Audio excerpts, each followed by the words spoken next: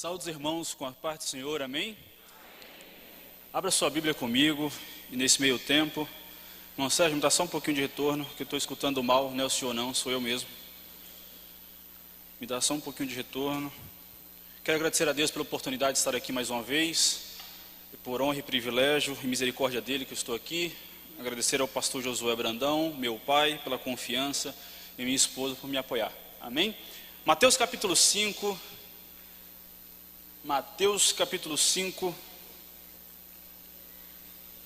versículo 8.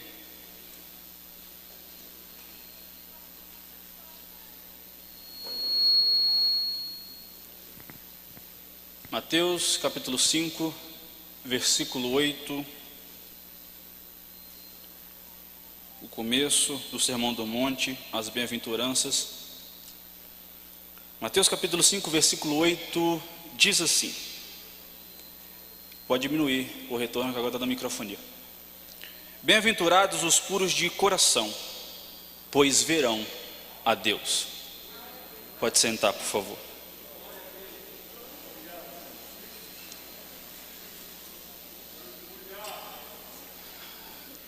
O que nós lemos, às vezes parece um pouco simples, e muitas vezes temos o falso entendimento do que é ser puro de coração. Às vezes temos o entendimento de que ser puro de coração é ser perfeito. Mas ser puro de coração é ter um coração contrito, entregue de forma completa e íntegra diante do Senhor. Nós vamos ver que a Bíblia de Gênesis e Apocalipse, ela fala sobre a pureza do coração, sobre a santidade. Nós vamos ver que no Antigo Testamento a pureza era exigida pela lei para o povo de Israel. Nós vamos ver que a pureza era exigida aos sacerdotes. Nós vamos ver que o Antigo Testamento fala que a pureza era exigida aos indivíduos de maneira geral. Nós vamos ver que para a adoração diante de Deus era necessário a pureza de coração. Nós vamos ver que também a pureza de coração era uma característica de excelência de cada um. Nós vamos ver no Novo Testamento que a pureza é uma característica necessária da liderança. Paulo fala a Timóteo. Nós vamos ver que a pureza era uma característica real da igreja. Nós vamos ver que a pureza, Tiago fala, que é a real característica da religião e da igreja. Então nós vamos ver que em toda a Bíblia fala, as Escrituras falam que nós devemos ser puros de coração. E como ela está intrínseca e é necessária para a nossa vida cristã. A pureza de coração, ela alcança todos os nichos e os braços da nossa vida. Desde a nossa vida sentimental, emocional, racional. A pureza de coração, ela alcança cada vertente. O coração não está limitado a emoções e sentimentos, mas segundo a Bíblia, o coração ele anseia e participa das nossas emoções, sentimentos, razões, decisões. O coração é o cerne da alma. Então nós vamos ver que tudo aquilo que fazemos, professamos, pensamos, começa primeiro em nosso coração. Em minha palavra essa noite, eu quero falar com você sobre 3 palavras que estão aqui, onde lemos, que é puros, ou em outras versões, limpos, coração e verão a Deus. Então o primeiro ponto que eu quero falar com você é onde a pureza deve ser cultivada. A pureza, no sentido bíblico da palavra, a palavra limpo, ela significa não dividida, não há mistura, ela é pura. E devemos cultivar a pureza através da nossa vida cristã, do nosso entendimento, da nossa capacidade em buscar a Deus e tomar decisões baseadas nisso. Em Mateus capítulo 25, versículo 19, Jesus fala assim: porque do coração procedem maus pensamentos, homicídios, adultérios, imoralidade sexual, furtos, falsos testemunhos e blasfêmias. É um erro pensar que a nossa maldade, ela começa de maneira externa. Mas toda maldade começa em nosso coração. Tudo aquilo que pensamos e planejamos fazer que agride a santidade de Deus, o mal não nos alcançou, mas o mal foi gerado em nosso coração. Não pense que você foi alcançado pelo mal, mas na verdade se você fez e cometeu, ou se cometemos, é porque o mal primeiro foi gerado em nosso coração. Jeremias vai nos falar, no capítulo 17, versículo 9, enganoso é o coração, mais do que todas as coisas, e desesperadamente corrupto, quem poderá entendê-lo? Nossa compreensão e nosso cuidado não é estar atentos ao coração dos outros ou ao pecado, mas aquilo que é gerado em nosso coração, porque ele é confuso e corrupto. Então eu tenho lido e estudado sobre isso, em como o pecado é gerado e colocado em prática em cada um de nós. Como cada um de nós aqui nesta noite existe um lado obscuro que é alcançado pelo pecado, pela natureza pecaminosa, e como o coração está intrinsecamente ligado à prática desse lado. A nossa vida cristã deve ser pautada no caminho de Cristo, no caminho de Deus e em sua palavra, para que o lado pecaminoso não seja colocado em prática. Devemos ter muito cuidado em querer discutir com o nosso coração. Devemos ter muito cuidado em querer brincar com o nosso coração. O coração é confuso, é enganoso, é corrupto, e não será nem eu e você que irá entendê-lo, porque quem entende o nosso coração é Deus. Não é buscar a nossa compreensão e sabedoria em conhecer o nosso coração, mas é buscar entendê-lo e compreendê-lo através de Deus, porque assim entenderemos as nossas falhas, os nossos limites e como não devemos brincar com Ele. Aquela brincadeirinha de eu vou até aqui, porque eu sei que aqui eu posso, aqui eu aguento e aqui não vou mais, não existe. Aquela brincadeirinha de querer brincar com os limites do coração não existe. Não se brinca com o coração, porque ele é confuso e te engana. Nós vamos ver que Davi ora e ele fala que as palavras dos meus lábios e o meditar do meu coração sejam agradáveis na tua presença. Essa deve ser a nossa oração, o cuidado com aquilo que nós professamos e falamos através do nosso coração e nossos lábios, que possam agradar a Deus.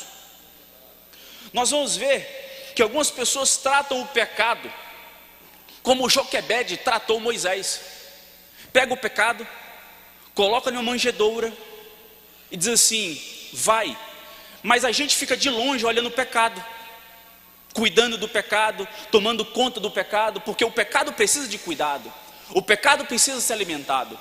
Assim como Joquebede se preocupou com Moisés, muitas vezes nós nos preocupamos com o nosso pecado, e muitas vezes não atentos a isso, ainda nos preocupamos em alimentá-lo, como Joquebede se entrou na mansão, no palácio de Faraó, para cuidar do seu próprio filho. Muitas vezes nós gostamos tanto do nosso pecado, que nós até afastamos ele, mas ficamos olhando de longe, e quando é oportunidade, alimentamos ele. E abrir mão do pecado não é jogar para fora e ficar olhando a ele, e na próxima oportunidade alimentá-lo. É literalmente abrir mão do pecado e não olhar para trás, assim como Deus já colocou e jogou o teu pecado no mar do esquecimento. Só que muitas vezes é o nosso processo de lembrança que fica trazendo à tona o pecado. Nós vamos ver porque a pureza deve ser principalmente no coração. Mateus capítulo 23, versículo 25 e 27, Jesus diz assim: ai de vocês, escribas e fariseus, hipócritas, porque vocês limpam o interior do copo e do prato, mas estes por dentro estão cheios de roubo e de glutonaria. Ai de vocês, escribas e fariseus, hipócritas, porque vocês são semelhantes aos sepulcros pintados de branco, que por fora se mostram belos, mas interiormente estão cheios de ossos de mortos e de toda podridão. O que Jesus está dizendo aqui, e chamando os escribas e fariseus de hipócritas, é porque os fariseus e escribas estavam preocupados com o exterior, com a vida exterior, com a vida externa, com aquilo que era mostrado aos outros. Só que Jesus está dizendo assim: ei, o que importa não é o lado de fora, mas é o lado de dentro. Não importa se o copo é limpo, mas se vocês estão usando para tomar aquilo que não deve. No contexto histórico que Jesus está falando aqui, é que naquele momento os escribas e fariseus, eles pegavam os utensílios do sacrifício que era usado nos rituais dos cultos, as bacias, os copos, e em vez de usarem para o sacrifício e para o culto, também usavam para aquilo que não agradava a Deus. Então não importa se você usa o copo ou o prato, se você não cuida do interior do seu copo e do seu prato. Licença, fica mais fácil.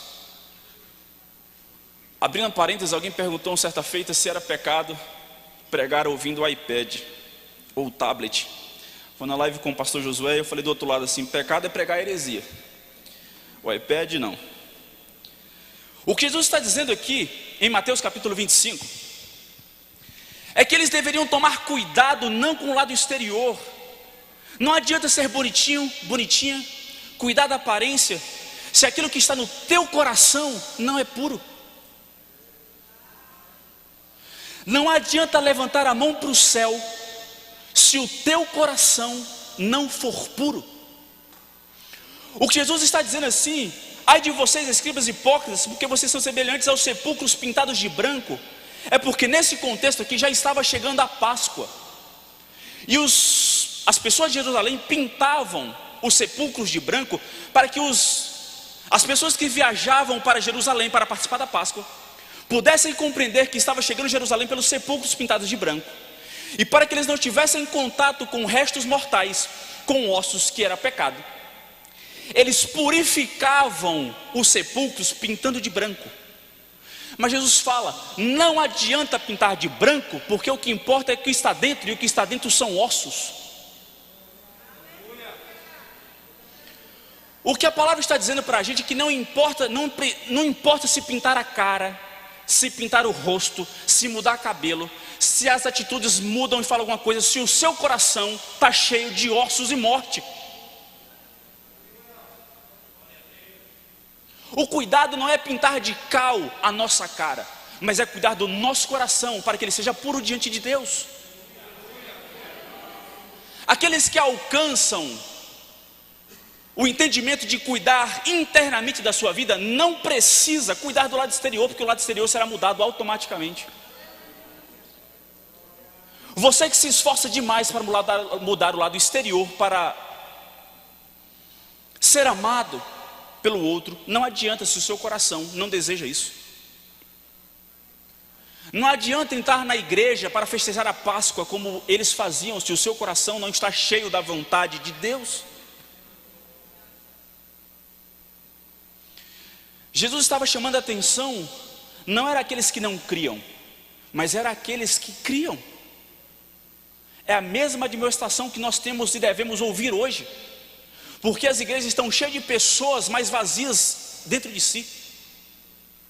A gente fica muito preocupado em encher a igreja, mas a gente esquece que tem que encher o coração da presença de Deus, da glória de Deus, da vontade de Deus, do plano de Deus, do projeto de Deus.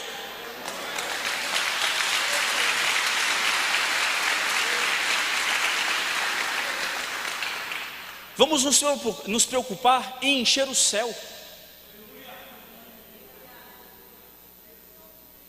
porque o arrebatamento vem e só sobe quem for puro de coração. Nós vamos ver que Jesus fala que se a vossa justiça não exceder em muitos a dos escribas e fariseus, jamais entrarei no reino dos céus. Aquilo que a gente fizer, se não exceder a vida que eles tinham, não adianta. O parâmetro não é o desviado, não é aquele que não crê. O parâmetro é aquele que estão dentro da igreja, mas vazio de si e vazio de Deus. Nós vamos ver que nós devemos buscar a pureza e cultivar a pureza em nosso coração. Então, irmãos, não se preocupem com a aparência do seu copo e do seu prato ou do seu túmulo. Se importem com aquilo que vocês estão carregando dentro de cada um de vocês.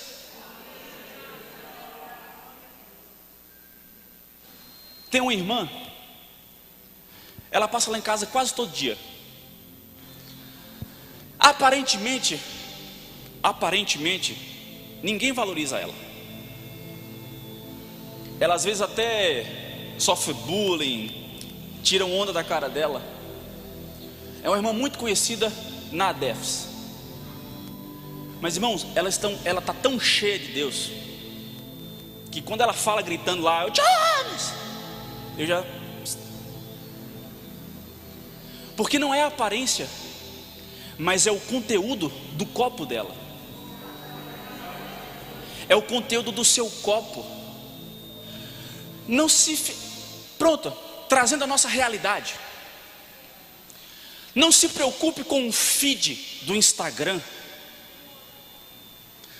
Não se preocupe com a headline do seu Facebook. Não se preocupe com os textos que vocês escrevem, ou que os outros escrevem. Vocês dizem, nossa, que vida linda. Quando tem muita gente com um feed muito bonito, mas em depressão do outro lado da tela, cometendo suicídio, triste, roubando, matando, casamento indo à falência, empresa indo à falência, a vida inteira indo à falência, mas o feed está bonito, é o que importa. Vamos parar de olhar o feed dos outros e buscar olhar o conteúdo do nosso coração.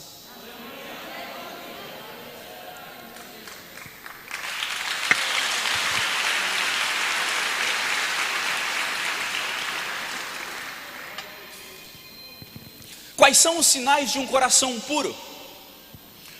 Um coração puro serve a Deus com integridade. Um coração puro faz as coisas com sinceridade.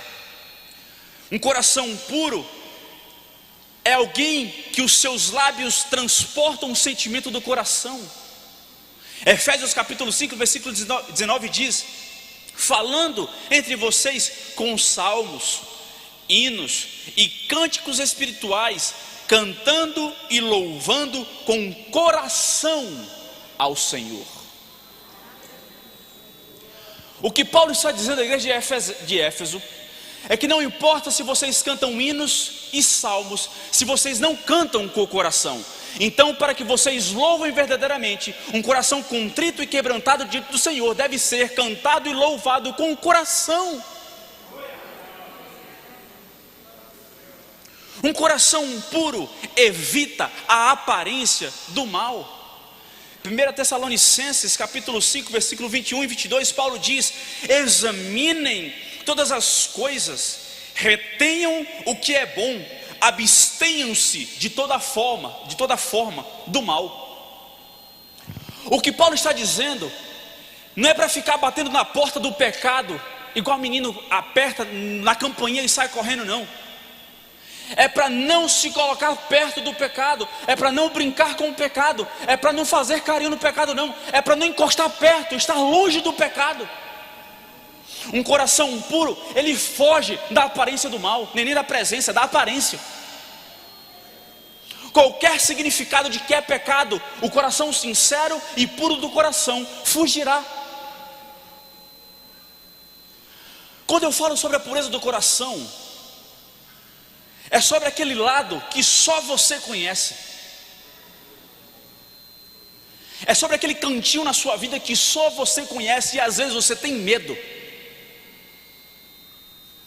Sabe aquele lado que você tem medo, que você pensa e você fica com medo da capacidade e da sua capacidade de fazer o mal? A pureza do coração deve ser colocada em prática aí. Porque ser puro do coração agora aqui que estamos em comunidade, adorando ao Senhor, é muito bom. Mas ser puro do coração na presença do pecado e do mal é um pouco mais difícil.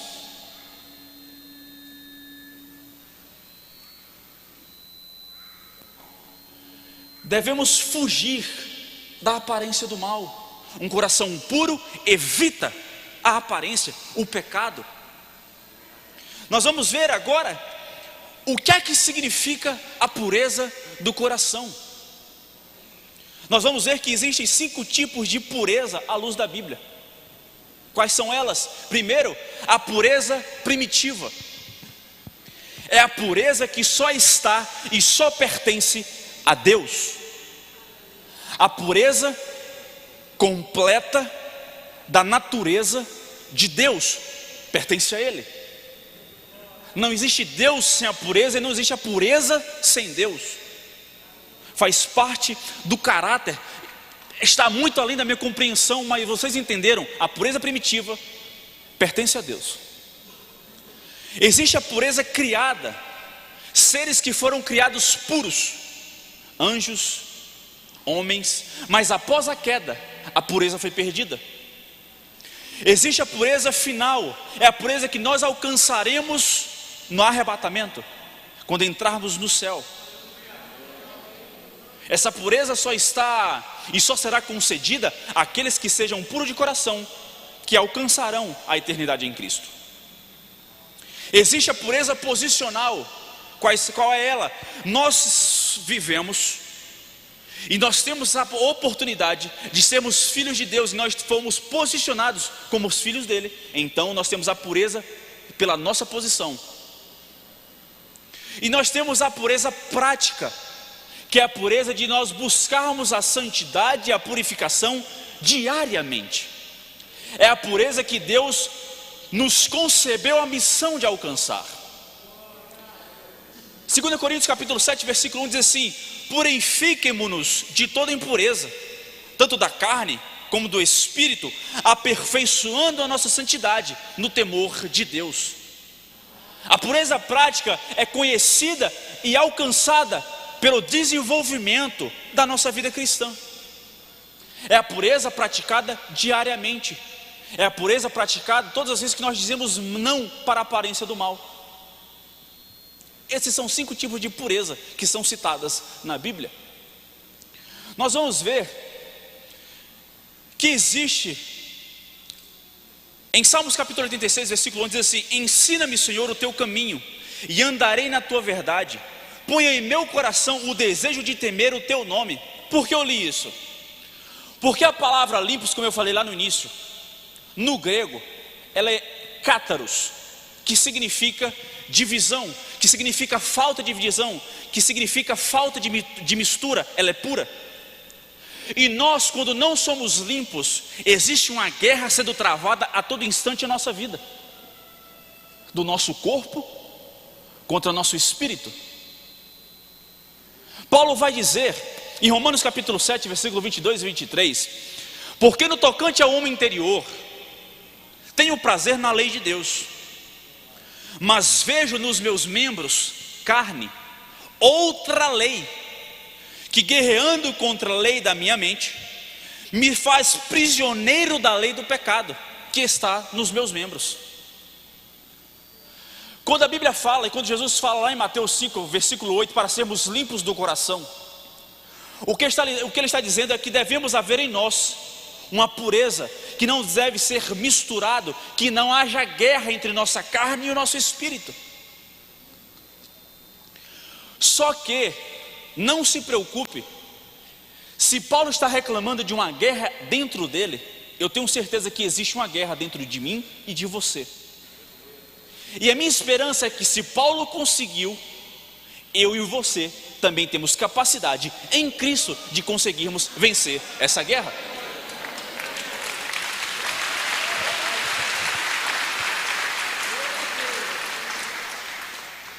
Nós vamos ver que a nossa missão é alimentar a todo instante o nosso espírito.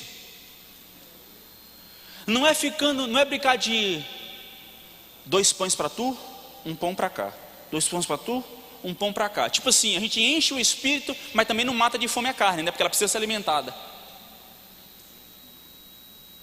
Nós devemos deixar de lado os desejos da nossa carne, o pecado, e alimentarmos o nosso espírito, a nossa vida cristã diante de Deus. É uma guerra que não tem pausa. Muitas vezes nós deitamos para dormir, nós temos tempos para comer, temos tempos para beber, tempo para brincar, tempo para discutir, para estudar, mas a gente não tem pausa na guerra, não. A todo instante Satanás está jogando na sua vida a oportunidade de você pecar. E Satanás não vai te entregar algo que você não queira. Satanás não vai te entregar osso ruído, vai te entregar filé mignon. Só que Jesus fala para Satanás: nem só de pão viverá o homem. A nossa esperança não está em ser alimentado por Satanás, mas entender que a palavra de Deus alimenta o nosso espírito e nos capacita para vencer o pecado.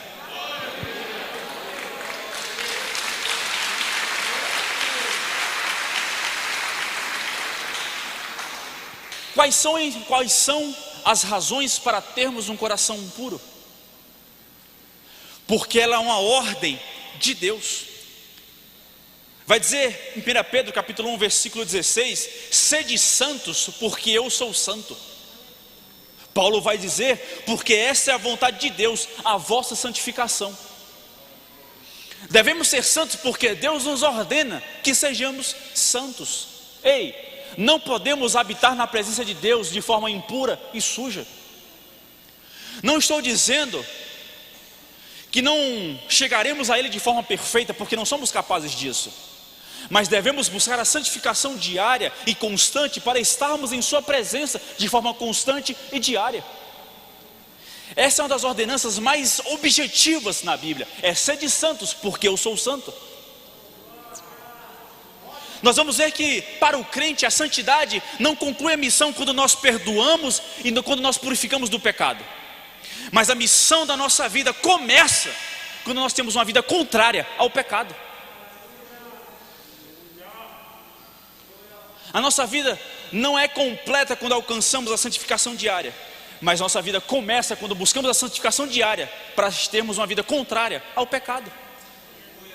Nós devemos ter um coração puro porque é o propósito da nossa eleição. Paulo vai dizer em Efésios capítulo 1 versículo 4 que Deus nos escolheu em Cristo para sermos santos e irrepreensíveis. Ele nos escolheu e nos predestinou para sermos imagem de Jesus. Romanos capítulo 8 versículo 29: pois aqueles que Deus de antemão conheceu, Ele também predestinou para sermos conformes à imagem de seu Filho. Só conseguiremos ser a imagem do Filho de Deus se nós formos puros de coração. Nós devemos buscar a pureza de coração para que possamos alcançar a ordenança de Deus, que é ser a imagem e semelhança do seu Filho. Nós vamos ver que é necessário a pureza do nosso coração, porque Deus tem um propósito através disso em nossa redenção.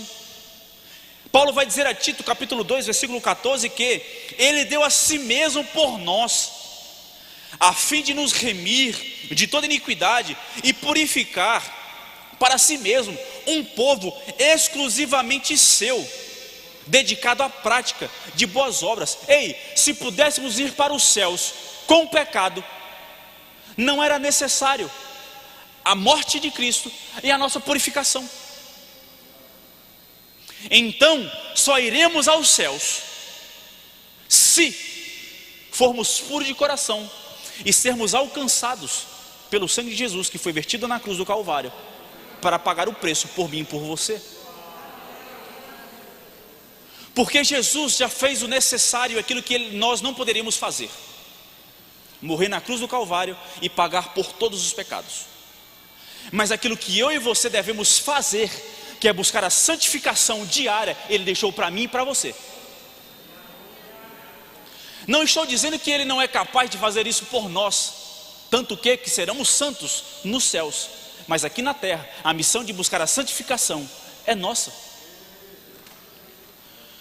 Por que devemos ter um coração puro? Qual é a necessidade? Devemos ter um coração puro, primeiro, por amor a nós mesmos. Quer ver? A Bíblia diz em Tito, capítulo 1, versículo 15 assim: todas as coisas são puras para os puros, mas para os impuros e descrentes nada é puro, porque tanto a mente como a consciência deles estão corrompidas. O que é que Paulo está dizendo? Eu quero ter um coração puro, eu quero ter um casamento puro, mas meu coração não é. Eu quero que a minha casa seja pura, mas o meu coração não é. Eu vou ungir o meu carro para que ele seja puro, mas aquilo que eu uso e coloco pessoas dentro dele não gera pureza. Eu unjo o meu telefone e meu tablet, mas o meu coração não é puro. Ei, não adianta sair ungindo um monte de coisa por aí se o seu coração não é dedicado à pureza diante de Deus. Tem um bocado de gente que fica tentando equilibrar. Já que meu coração não é puro, eu vou ungir tudinho, porque aí a conta fecha. Não fecha não. Ei, se não tiver coração puro, nada é puro. Eu santifico o meu casamento, mas a mecânica do casamento não é pura. O coração de quem está dedicado ao casamento não é puro, não vai ter pureza no casamento. Eu quero ter uma vida santa e pura diante de Deus, mas aquilo que eu faço, aquilo que eu penso, aquilo que eu planejo, aquilo que eu sonho, não glorifica em nada a Deus, não vai dar certo também.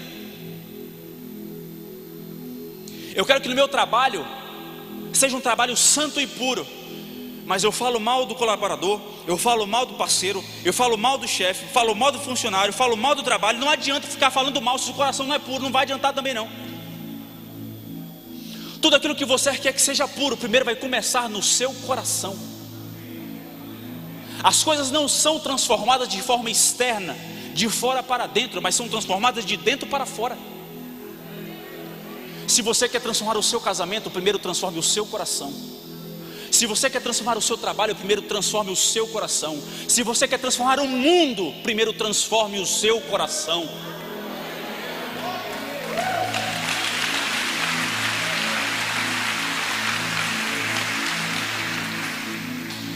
Devemos ter um coração puro, por amor a Deus.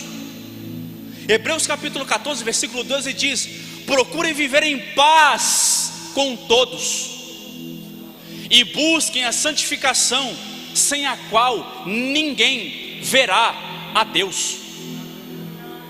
Ei, eu quero ver Deus na eternidade, mas não vivo em paz com ninguém. Não tem como amarmos a Deus que não vemos e odiarmos a alguém, ao irmão ao qual vemos. Vivei em paz com todos. Todos aqui estão inseridos nossos inimigos, nossos irmãos, aquelas pessoas que caluniam, aquelas pessoas que perseguem. Vivei em paz com todos, até com quem você não gosta. Até porque nem deveria existir alguém que você não goste. Então, irmãos, a grandeza da coisa, a pureza de coração, a santificação é boa, perfeita para a nossa vida cristã. Mas o mais belo de ser puro de coração não é o que ganhamos e vivemos aqui hoje. O mais belo de ser puro de coração é a consequência de ver a face de Deus na eternidade. Entenda que isso é belo. Imagine comigo agora por um segundo ver a Deus face a face, todo dia, a eternidade inteira. Mas só é possível aqueles que são puros de coração. Como ter o coração puro? Observando a palavra de Deus. Jesus vai dizer e orou: Pai, santifica-os na verdade. A tua palavra é a verdade. Nós devemos observar a palavra. Tem muita gente que desmerece isso aqui, achando que isso aqui é só um compilado de palavras e textos bonitos, mas não tem como alguém ler com concentração e com devoção e não ouvir a voz de Deus. Isso aqui, a Bíblia, não são todas as palavras de Deus, mas eu tenho certeza que todas as palavras contidas aqui vieram dele. Aqui é apenas uma parcela daquilo que era necessário para a minha e para a sua vida. É necessário observar a palavra, amar a palavra, viver a palavra, andar com ela. Não é ficar enfeitando a cabeceira do quarto no Salmo 91, não. É abrir, ler e colocar em prática, observar e aplicar a palavra. Se até Jesus cumpriu a lei e viveu a palavra, quem somos nós para não vivê-la? Fica um monte de gente querendo viver qualquer vida e pegar o trem lá na frente com o bonde andando. Não funciona. Ou, eu gosto de Mateus, mas aquilo que fala em Êxodo eu não gosto não. Ei, essa divisão não existe. A palavra de Deus é a palavra de Deus. A igreja precisa aprender a viver a palavra. Queremos transformação, mas não aplicamos a palavra em nossa vida. Queremos milagres, mas não vivemos a palavra. Queremos transformação e não vivemos a palavra. Queremos bênçãos, mas não lemos a palavra. Queremos tudo, menos fazer o que a palavra manda fazer. Está na hora de parar de querer ficar lendo gibi, HQ, horóscopo. Tem gente que fica olhando horóscopo todo dia, abre o e-mail todo dia, mas não lê um versículo. Ah, mas eu não gosto de ler. Coloca no YouTube, bota lá, Bíblia falada, que ele também vai lá falar tudinho para você. Irmãos, se compreendêssemos que existem tantos lugares que a palavra não chega. Janela 1040, talvez alguns aqui nem conheçam o que é isso, o que é esse termo. Os 40 países mais perseguidos pelo Evangelho, não pelo Evangelho, mas por causa do Evangelho. Lugares onde a palavra precisa ser dividida, página por página. Eu fico com uma, tu fica com outra, mas amanhã a gente troca. E eu tenho certeza que cada um aqui tem uma Bíblia na palavra, tem uma Bíblia no colo ou no telefone. Ei, agora no Afeganistão, os rebeldes, os terroristas estão abordando cada cidadão, pedindo para abrir os telefones. Aqueles que têm um aplicativo de Bíblia são mortos no mesmo momento.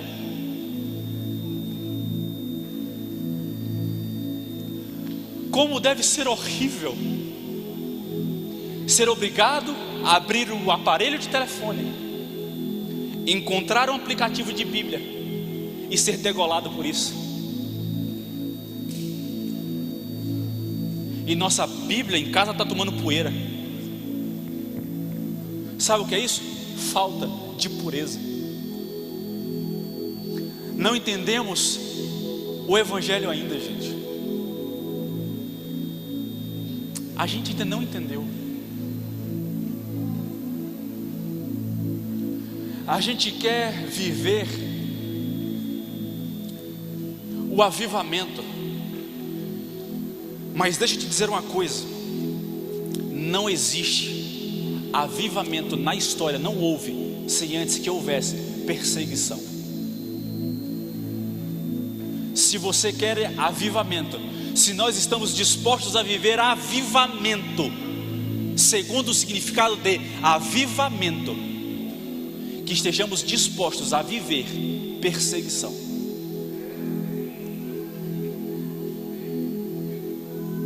Não existe avivamento sem perseguição, porque não existe explosão sem primeiro tocar fogo. Quanto mais a igreja cresce, mais é perseguida, e quanto mais persegue, a igreja cresce. Mas para crescer é necessário perseguição.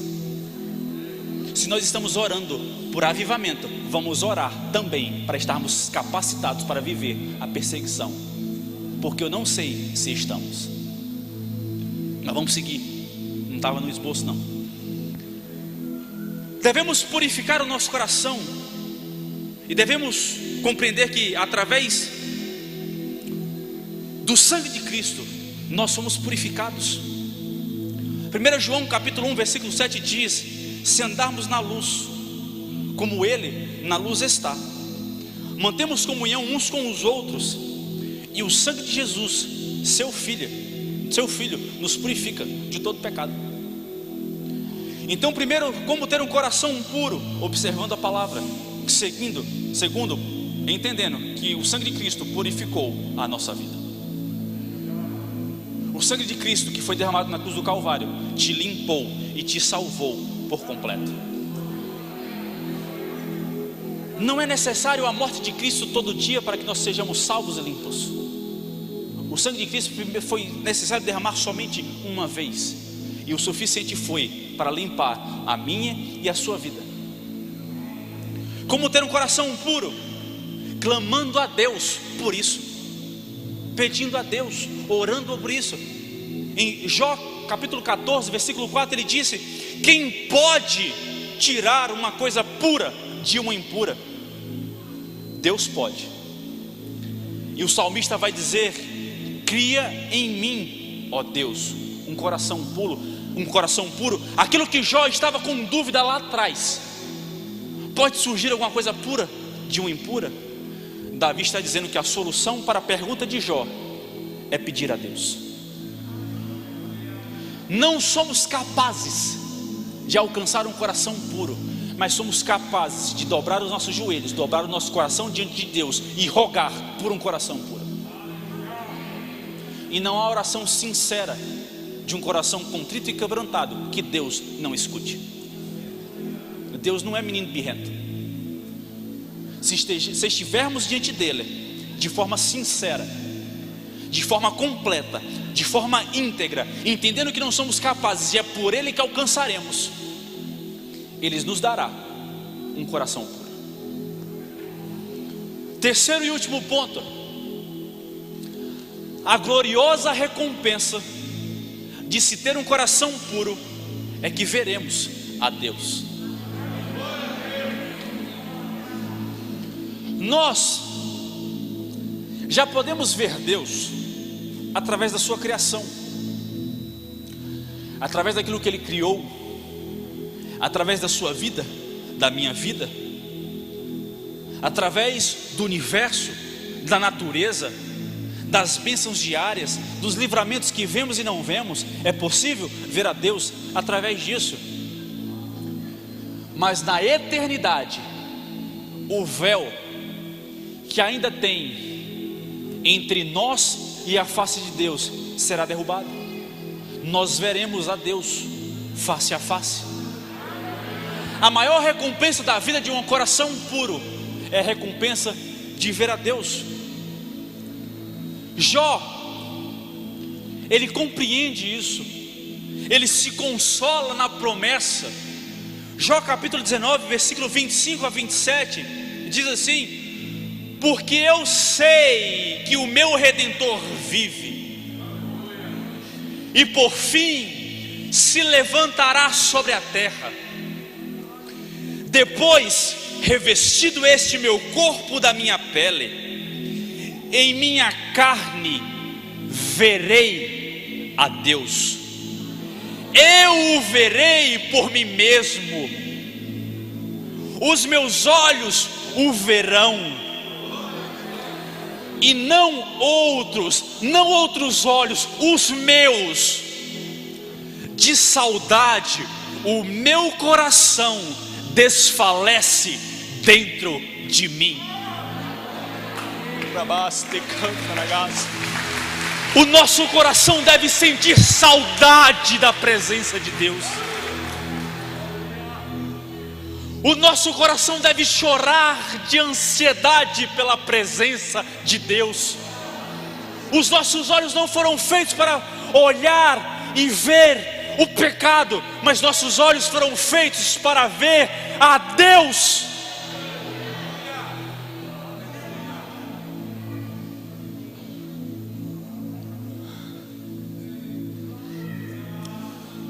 Nós somos feitos e formados para ver a Deus. A recompensa de ter uma vida cristã bela, íntegra, é linda, mas a maior recompensa é ver a face de Deus. A igreja deve ansiar pelo dia que Deus virá nos buscar através do seu Filho. O nosso coração deve anseiar pelo dia do arrebatamento. Em vez de ficar perdendo tempo vislumbrando qualquer coisa passageira, é vislumbrar o dia que Jesus retornará e virá buscar a sua noiva. coração dos puros, os puros de coração, serão recompensados em ver a face do nosso Senhor.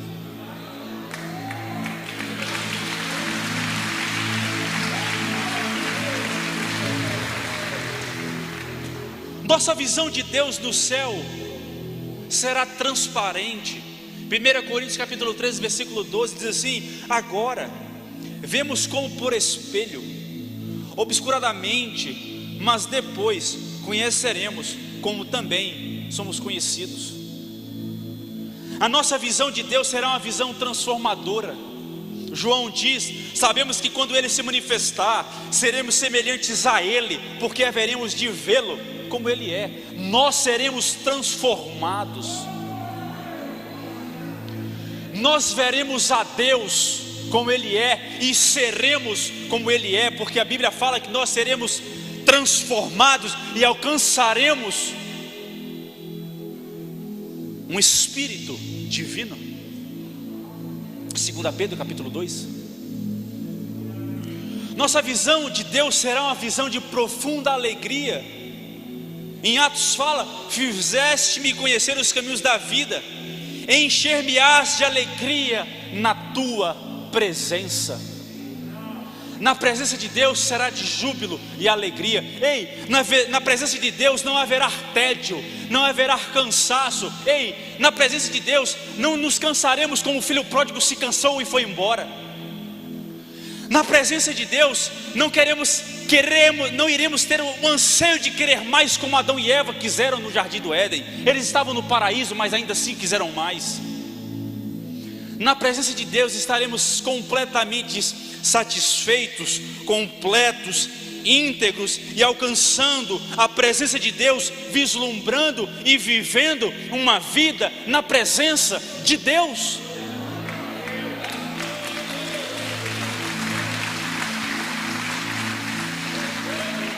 Salomão, ele não se contentou com os prazeres, ele sempre quis mais.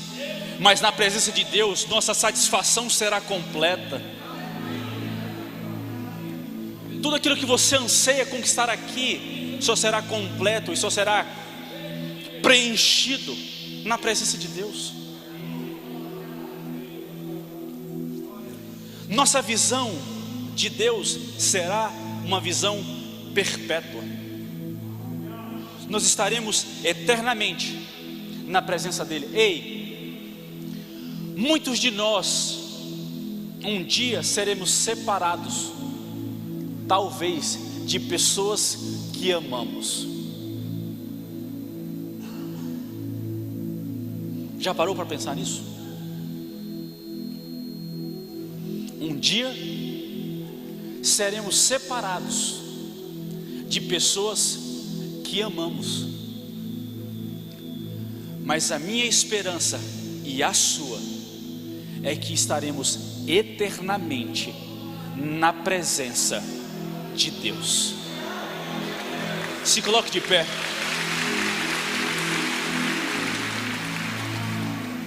Nisso nós temos duas conclusões. Primeira conclusão: existe uma sentença terrível. Aqueles que não forem puros de coração viverão a eternidade no inferno.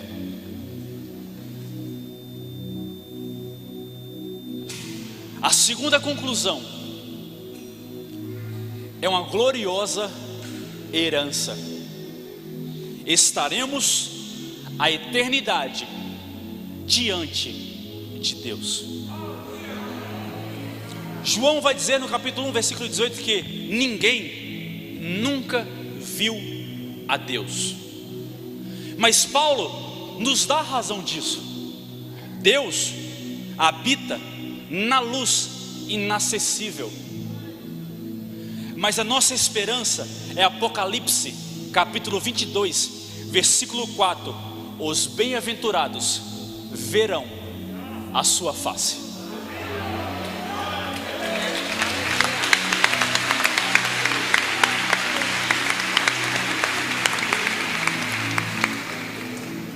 grande pastor, escritor Martin Lloyd-Jones, a sua biografia vai contar que no seu leito de morte oravam para que ele fosse curado. Ele disse assim: não orem por mim, não me detenham da glória eterna. O que Lloyd-Jones queria era simplesmente morrer, porque ele queria estar logo na presença de Deus. Moody, ele disse: afasta-se a terra, aproxima-se o céu, aproxima-se o céu, estou entrando na glória. Essas foram suas últimas palavras. O nosso coração deve anseiar a glória eterna, a eternidade diante de Deus.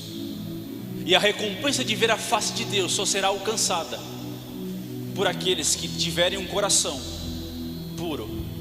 Porque como o Apocalipse diz: bem-aventurados os puros de coração, bem-aventurados os humildes, bem-aventurados aqueles, porque eles verão a face.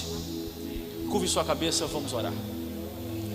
Senhor Deus Pai que estás nos céus, estamos, Senhor, diante de Ti para Te louvar, Senhor, Te agradecer, Te engrandecer, Te adorar, declarar, Senhor, que Tu és o nosso Deus, o nosso Pai, o nosso Senhor, Senhor da nossa vida, Senhor daquilo que somos e temos. Pai, entendemos essa noite através da Tua palavra que bem-aventurados os puros de coração, porque verão a Tua face. Nos permita Te pedir, Senhor, porque não somos capazes de alcançar a pureza de coração. Só somos capazes de alcançar tal se for através de Ti, da Tua bênção, da Tua misericórdia, do Teu Espírito, da Tua mão nos guiando através do caminho, Senhor. Sabemos que não temos capacidade porque somos pecadores, temos a natureza pecaminosa, mas o Teu amor nos alcançou, o Teu sangue nos comprou e nos deu a oportunidade de alcançarmos as bem-aventuranças. Senhor, gera em nós, gera em nossos corações o anseio pelo dia que o Senhor retornará para buscar a sua igreja. Gera em cada coração a vontade, a ansiedade de contemplar a Tua face. Gera em nós o anseio do arrebatamento, para que possamos viver a eternidade em Tua presença. Mas gera em nós a capacidade, Senhor, de alcançar a pureza de coração, para que possamos ver a Tua face. Assim Te pedimos e Te agradecemos em Teu nome. Amém.